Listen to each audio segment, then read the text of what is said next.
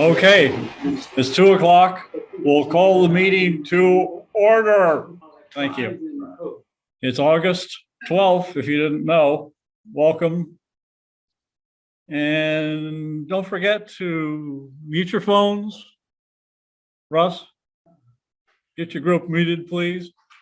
And those in the room, make sure you have your phones muted. If you have an emergency call. You all set, Bob? All right, good. If you need to take an emergency call, please not only step out of the room, but step out of the library because we're in the library. Everybody's got their badges on? Badges? Badges? Yeah. Hanging on the run. Mine's safe. As long as you still have a seat, so that's the important thing. Mine's safe and sound. We don't have a visitor today, but we have somebody who hasn't come to a meeting in a long time, and that's Paul. Yes. Remind us of your last name. Sturgeon. Sturgeon. Nice to see you. Yeah, nice to see you. Yeah, I love Sturgeon. Nice to see you. I'm glad you could join us. You probably came by to get your T-shirt, right? I forgot to bring it. I will mail it to you. I hope that wasn't the only reason you came today. And Ron, don't forget our presenter, Rob Bennett, is here today. Yes, yeah. I was getting to the online visitors next, but thank you, Russ. Not that I would have remembered without your reminder. Because I'm rusty because we had no meeting in July and I'm completely rusty. So going to be a lot of mistakes today. I'll need your help. And yes, we do have Rob Bennett from Division 12 who has joined us today. We'll talk about his upcoming presentation later in the meeting. Thanks, Russ.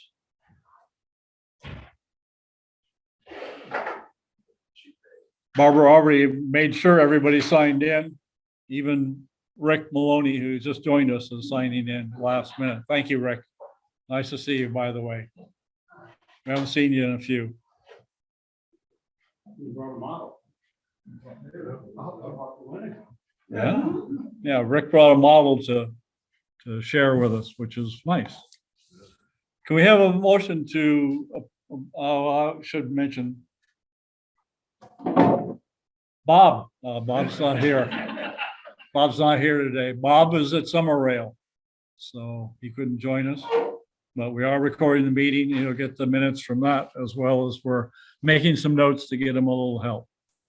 So, but can I have a motion to approve the minutes as posted on the website? From Bob, first from Bob Johnson, who seconded it, and second from Stan White. Thank you. All those in favor, say aye. Any opposed? Excellent. Those are always good minutes. Mike Berry with his treasurer's report. Right, like Ron just mentioned, it's 2 months since our last meeting, so the treasury report's a little bit longer than usual. So if you will indulge, I'll hustle here as best I can.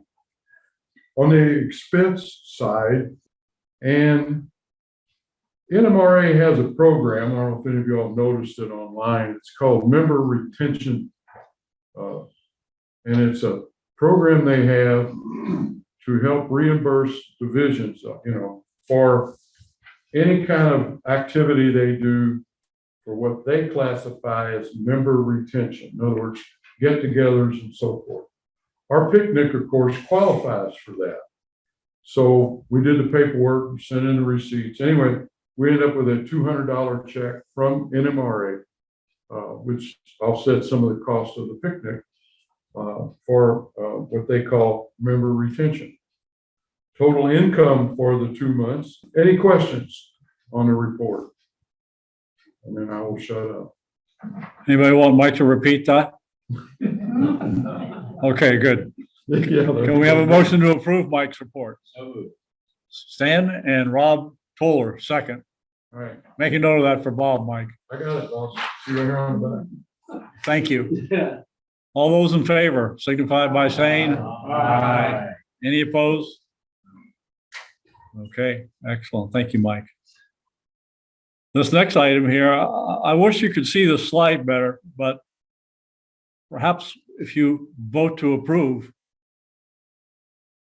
we'll be better off in a few months. The board decided that we needed to do some community outreach here with the library. And we went to the library and asked them if they would accept a donation from us for a larger TV to replace this 49-inch Panasonic beauty here that's been obviously here for a little while. So we can get into a new TV and a new bracket to hold it. Actually, we would write a check to the Friends of the Jeffersontown Library, and they would in turn turn it over to the library to make the purchase. So they've specified this TV you see here, a Samsung 75-inch. It's not a way high end TV. It's a UHD TV, but it's still a nice TV. So we are asking you members at this point to approve this expenditure of $1,025 for a new TV. Any discussion? Yes, Well, Mike. like we mentioned at our board meeting, we use this room for free every month. So it's kind of payback. In the past, we've had to rent places and all kinds of other things, so it's a good thing we do here, I think. Yeah. Yes, Bob. That donation might help us retain our time and place here. It's goodwill. They're already granted us pretty good will, but yes, that'll help for sure. They've been very good to us here, and we have a good working relationship with the library manager. And of course, this will certainly cement that, as Bob points out. Any other questions or discussion? Russ, anything from your folks at home? No, I don't see anybody with their hand up, and but I was going to say that if the people on Zoom, if they just raise their hand, Eric Wagner just did a chat and said that he approved. So Well, we're gold then. well, there you go. All right. So I have everybody's hands up. So it's a yes from the Zoom people. Okay. That was a little ahead of ourselves. So could we have a motion to approve the expense, please? All right, we got Mark. So approved by Mike and Mark Norman. Thank you. All those in favor? Aye. Any opposed? Okay, great. I'm sure it'll be a welcome addition here. This room, of course, is used by a lot of different people. I mean, when we come here every time, they have the story time rug rolled out usually. So that's one of the things they do here every week is I have a encourage question. children to read. Yes, Mark. Will there be a little plaque or something put on there That's a provided good- for by Division 8? That's a good question, Mark. And yes, we've asked them to place a small Yeah, I mean, memento nothing on the fancy. wall, Nothing fancy, notifying but- folks that come to the room that Division 8 There you go. Central Region National Model Railroad Association made the donation. Okay, not neon, David, but a small token.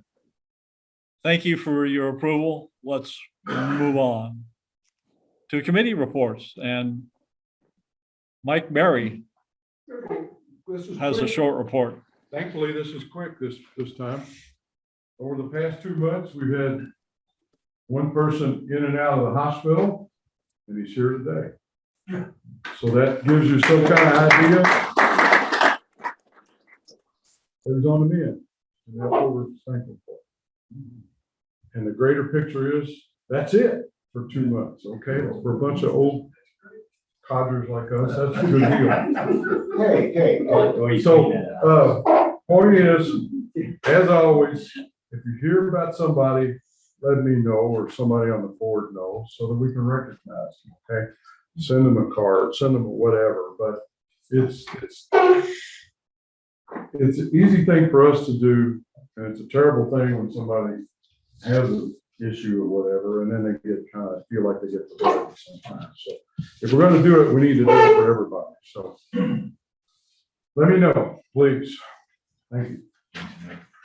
And it just goes to show you that member welfare works, because here's Mr. Johnson. Nice to see you, Bob. Been a couple of months. Next off, we have Mr. Norman, please. Cecil, if you want to come on up here. We've been a long while coming, kind of got lost in the bureaucracy, but have an AP award for Cecil for structures, the MKT Freight House, and you. So congratulations, Cecil.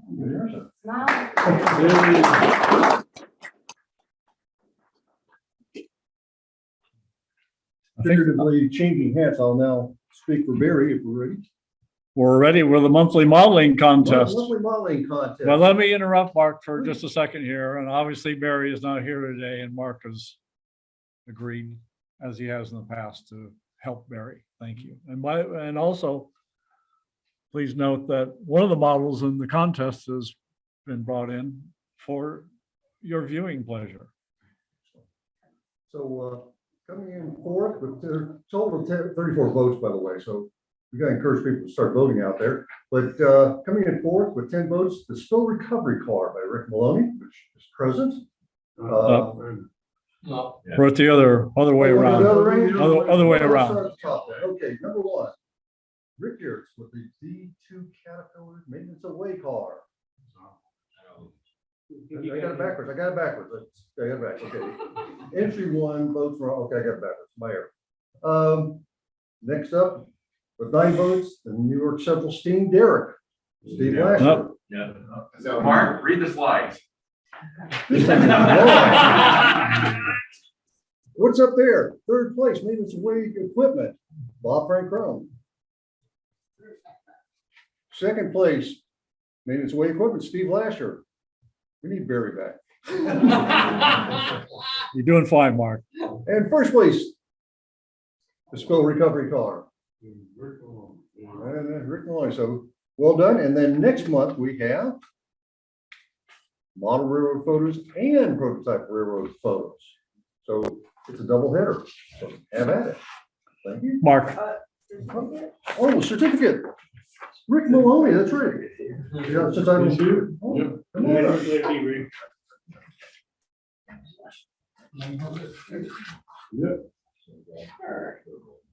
Oh, absolutely.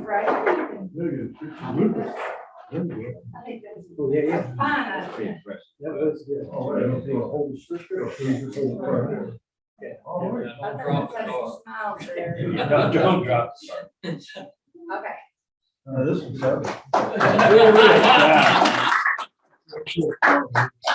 and you may not have realized from looking at the photographs that was a G-scale car, but it is. Nice model, Rick. Thank you. And speaking of the September contest, just a reminder that this is actually 2 contests, one for model railroad photos and one for prototype railroad photos. And it requires you, if you want to enter the contest, to make, you don't have to enter both contests, but you have to make a separate entry, one for each contest. You can enter both or one or the other. Programs and meetings. Okay, so today we'd like to welcome Rob Bennett. He's going to be telling us about transporting transformers, and I've been looking forward to this for a number of weeks since I have a couple of transformer loads. So we'll see if how my loads stack up and if we need to change anything. So more on Rob in a couple of minutes. Next month, our own Bruce DeMare will be telling us why Whitefish, Montana, a study of Great Northern Path to the Pacific. So that sounds like an intriguing title, and I think it's going to all tie into Bruce is working on his new layout, and I heard from him that it's coming along rather nicely. So this should be interesting to see what Bruce has to say next month. Thank you, Russell. Mm. And other events. You should have all received a nomination form for the Silver Spike Award, which is coming up. Everybody got the nomination announcement? All right, excellent. Fred, you got yours? Good. So just a reminder that the nominations end a week from tomorrow at the end of day, August 20th. And also a reminder, if we have only one nomination, your board of directors can approve a vote by acclamation. If we have more than one nomination, however, we'll have to have voting, which will take place in September, from September 11th to 24th. And then, of course, the 2023 Silver Spike would be presented, if there is one, at the Division 8 Christmas party on December 2nd. So it's an important award. If you go online, as we encourage you to do when you got the nomination form, and look at some of the gentlemen and ladies that have received this award in the past, it's a pretty impressive group of members. So if nothing else, you might take a look at that list. Any questions about the Silver Spike process? Nope. Great. All right, that's it for the meeting portion of the agenda. And now we're ready for back to basics, which this month is, instead of our usual back to basic presenter, we're going to have Mr. Weiss. We're ready, Russ. Okay, thanks, Ron. So today we're having part 2 of the roadbed materials. Fred thought he'd give me a try to see if I can talk as fast as he does. So we're going to try this. Next slide. All right. So remember back in May, Fred started it out with talking about the roadbed profile. So today I'm going to try to take over, and we're going to talk about roadbed materials. Next. Oh, look at that. That's pretty neat. Okay. So Let's do that again. It is pretty neat. Yeah, That's an effect brought to you by our own Fred Sword. of course. It's a I beautiful could thing. even do that with a pen. So, okay. So how about some disclaimers? So we're not going to talk about the bench work. We're not talking about the sub road bed today. That would be either foam or plywood or spline. We're not talking about the ballast. Fred's going to do that the next time in part 3. We're talking about the roadbed. So this is the material between the ties and the bench work or the sub roadbed, or what the ties are resting on. So we're going to talk about some common solutions, but you know, the bottom line, it's always your railroad and you can do whatever works for you on that. Next. Okay, so you remember this slide that back in May, Fred talked about the profile. So today we're going to talk about, again, the road bed, what the ties are sitting on. Next. Just a reminder, one of the reasons we're getting a new TV is so we can see something like this a little better with our old eyes. Yeah, honestly, it looks better on my little 9-inch surface back here than it does over there. I can see it just fine 2 feet in front of me here. I don't know what you guys are complaining about. Okay, so anyways, common types of roadbed, cork, it's been around for 100 years. Foam, like extruded styrofoam, works great, especially if you're having a traveling layout. There's the Woodland Scenics foam roadbed that has a profile just like cork would have. There's the Homosote sheets that you buy and mill yourself and make a whole bunch of dust. And then there's the Homosote that has the profile, otherwise known as Homo bed. 100 years ago, and probably most everybody in the room and on Zoom will remember there was a company called True Scale, and they made like a sectional roadbed. So just like sectional track, you'd buy the pine milled roadbed, and they had various radii and so on. And so they had just that, and you'd put your track on it, whatever track you'd like.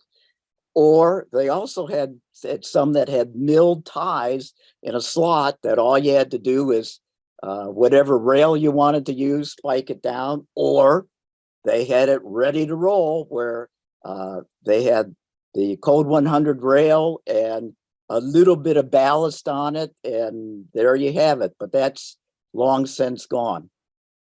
Next. Okay, so things to consider.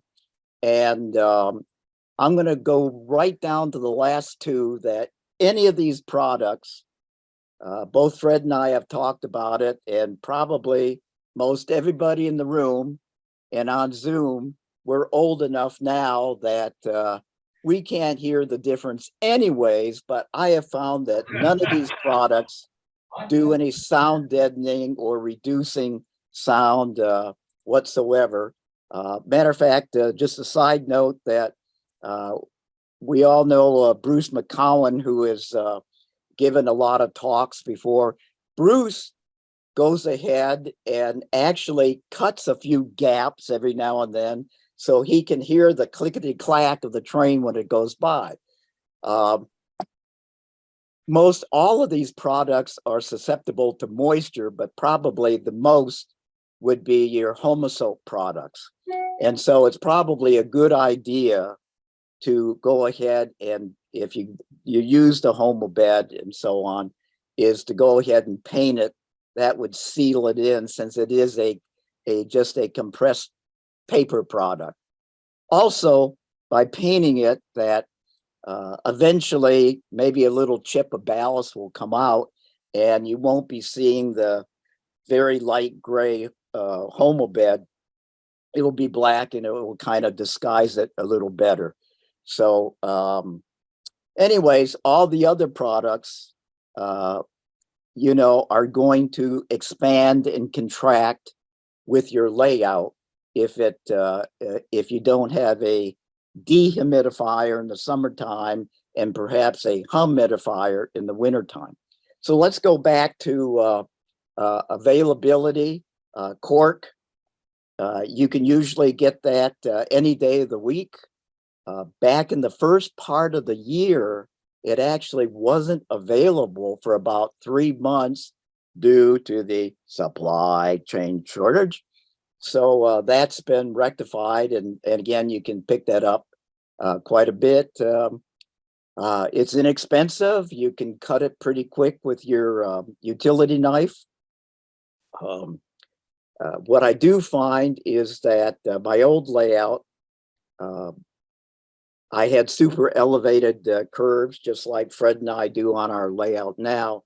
And the cork does not hold spikes very well. And as a matter of fact, in some spots, after a while, it started to look like the real deal, where some of the spike heads were starting to work their way up.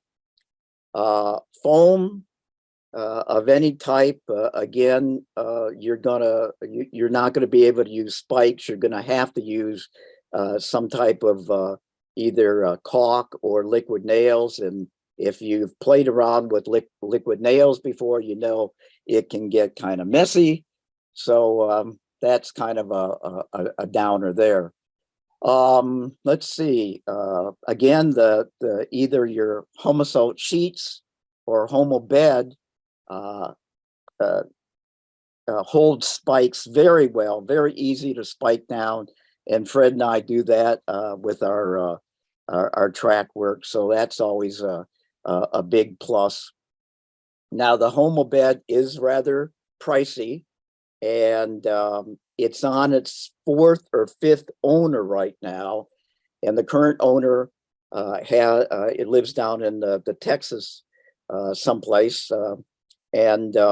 So you're not going to be able to run and get this at either scale or roundhouse, but he has been shipping pretty well on time if you care to go that route. Again, the foam's pretty nice if you're using any type of traveling layout.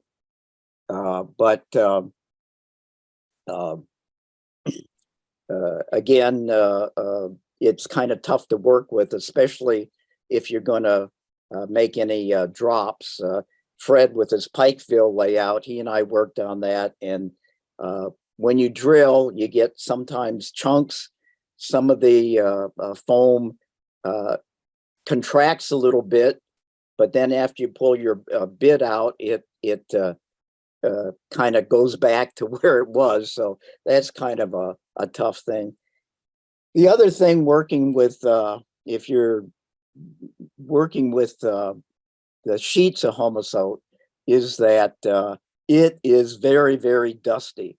All my staging yards are the sheets that I cut down, and there's dust and everything that goes all over the place. So you'll definitely have to have a mask and a shop vac to do that. So anyways, so there you go. There's the quick and dirty about different roadbed materials, and again, whatever works best for you.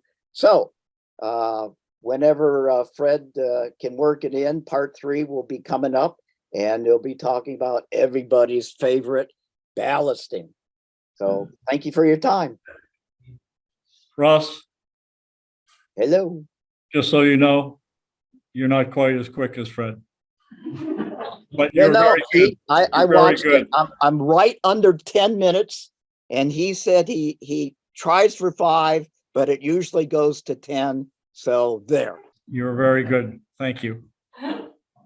Okay. The price was right. All right, that completes our meeting portion today. We'll have a 5-minute break before we have Rob Bennett back with, see if I can say this, transporting transformers.